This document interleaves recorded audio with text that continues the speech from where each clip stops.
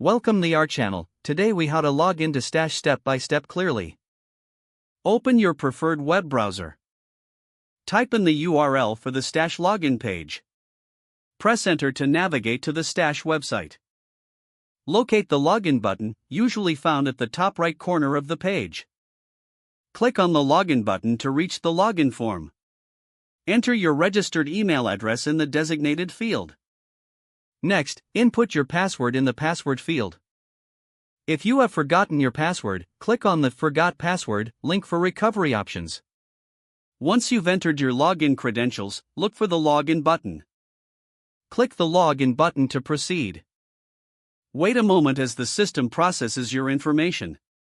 If your credentials are correct, you will be redirected to your Stash account dashboard. In case you encounter any issues, double-check your email and password.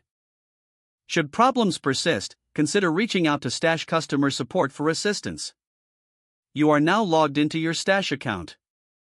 If the page does not load, refresh the browser or try again in a private or incognito window.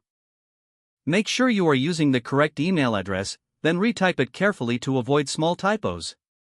If your password is not accepted, use the reset option and create a new strong password you can remember. Check your spam folder for verification or security emails, then complete any requested confirmation steps.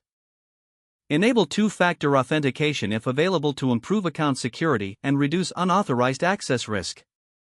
After signing in, review your profile details so your contact information and settings are accurate and current.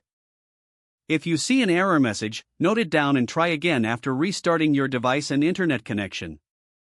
Log out when you finish, especially on shared devices, to keep your account and payment information secure.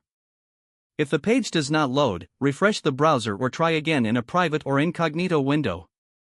Make sure you are using the correct email address, then retype it carefully to avoid small typos.